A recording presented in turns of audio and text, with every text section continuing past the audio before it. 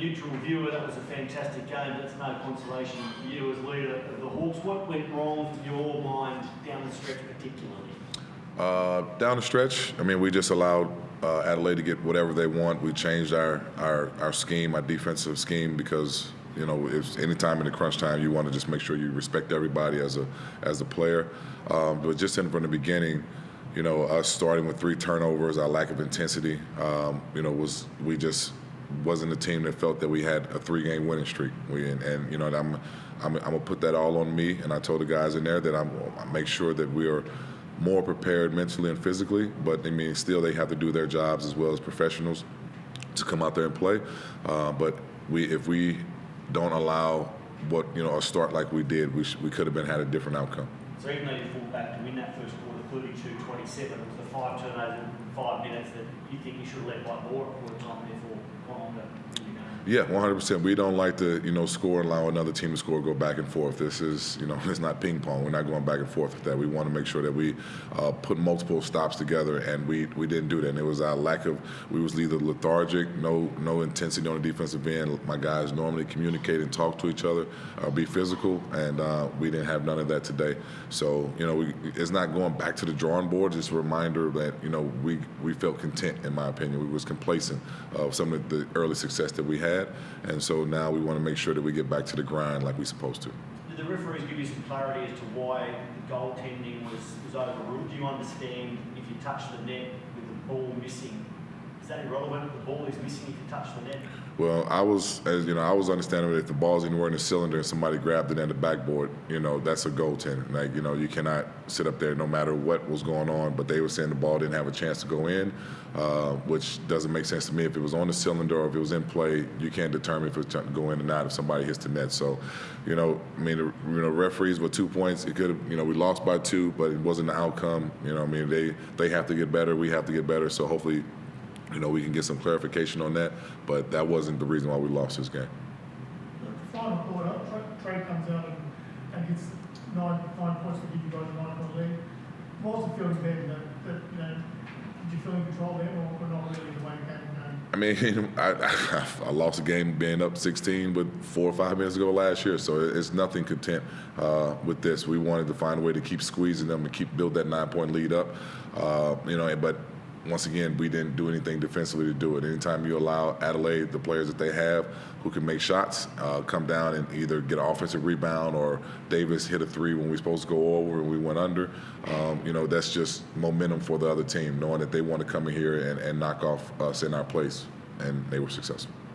And if you mentioned Davis, I guess a lot of the defensive would have been on DJ. So do you think that should have opened him up a bit more? Open up Davis? Yeah. Oh yeah, well yeah. I mean, young man he had a chip on his shoulder. So I mean, he played solid last game, and he's new in this league, and he found a rhythm tonight. So we wanted him to make a little bit more decisions. We didn't really want him to score as many points as he did, 32, but we wanted to contain him a lot more than we did. But he tipped my hat off him. He had a pretty good game. Yeah, not the results you wanted. What do you make at this one time, knowing that you have to bounce back against the defending champions next week? How do you bounce back on that one, knowing that a lot of the shots were not by a few of the boys didn't go the way you wanted to? I think we have no choice but to bounce back. Coach hit on it early. It is early on in the season, but there's no excuse by the way we started today's game, and that falls on me. Just making sure they can't do anything about our lack of energy and effort to start the game, and that gives another team confidence just to see the way that we came out. And everyone's a professional at this level. You're going to get punched in the mouth if you do that. And tonight, unfortunately, it was us that got punched in the mouth. So we have to look back on film. It'll be a tough film session. It is early on in the year, but we were on track, playing the right way.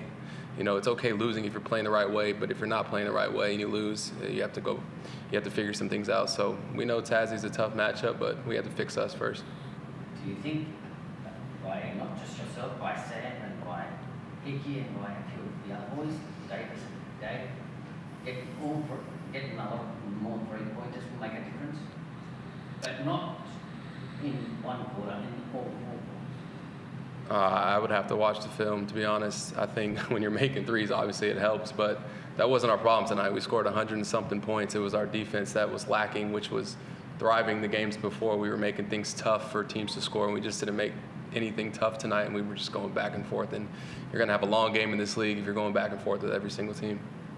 Tyler, I know you will have one more main bucket there, but you still had an efficient 22 points. Trey Keller again 29. Can you tell me how your game is enhanced or how you're enjoying sharing the court with Trey Keller, not playing against him, as has been the case in recent years? Yeah, Trey makes the game easy for me, so obviously I love playing with him. He's crafty, he's a 3-level scorer, so it's fun watching him hoop out there and not having to guard him. So we're still figuring some things out as a team, and we'll take this loss on the chin and we're going to bounce back from it. Coach, just on Trey, he drives to the basket with confidence, he's shooting from deep with confidence as well. What did you make of his game tonight in the past 2 games as well? I think he's getting comfortable. I think it's one of the main reasons why we asked him to come here, not just because of his efficiency in scoring, just his ability to get to the free throw line and how crafty and tough he is on the defensive end. You see, when he switched out on Humphreys, we didn't bring a double. We felt that Trey was good enough to guard him, and we got a turnover. So just all those little intangibles and more. His off-court presence is great as well. So I mean, that's just, like I said, this is our 4th game in with Tyler and Trey, and as you've seen, they have been slowly building and playing off each other very well. And so this is just a little speed bump that we have, and it's not just on those 2 guys, it's on us collectively. But Trey has been a significant, nice piece to this new team. Yeah, I guess you guys only lost by 2. You had a chance to win right at the end. You never happen when you lose, but does it give you a bit of confidence that you didn't play great and you're still in the game? Yeah, I did. That's why, I was telling the guys in there, it was certain things that was the reason why we lost. It wasn't our potential, it wasn't our capabilities. It was just, we were content and thinking that Adelaide was going to lay down at any time, and they didn't. And so, our scoring ability is not our problem. Even our defensive ability is not our problem. It's just us all being on the same page and want to, do the same thing together. It has been our problem. That's our ups and downs. And it's a blessing to have a bench like we have, because those guys see what's going on and they try to come in and energize it. But, I'm disappointed about us not scoring one fast break point. How you go 40 minutes and don't, get a layup in transition or things like that. So those are things that I want to, nitpick with my team about, or say, hey, we have to improve those things as well. So, but, I think we're in a good spot. I mean, we'd rather be 3-1 than 0-4, right? And so, and lose a game off a buzzer beater where we had a couple good looks at it, and or any chance to open it up and take it over. So we're in a good spot, man. We just got to make sure that, like I told them, we're nowhere near where we want to be at right now, but we're in a good place.